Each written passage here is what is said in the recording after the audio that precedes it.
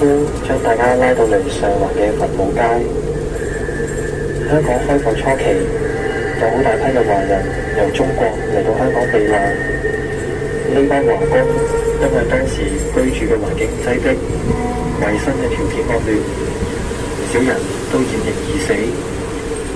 當時香港係仲未有公共墳場嘅，咁附近嘅花園就成為咗當時佢哋嘅安葬嘅地方。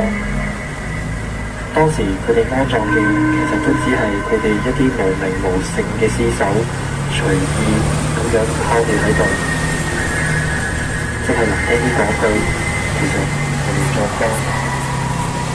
如果你哋而家見到有人同你揮緊手嘅，我建議你哋唔好睇唔到好啦。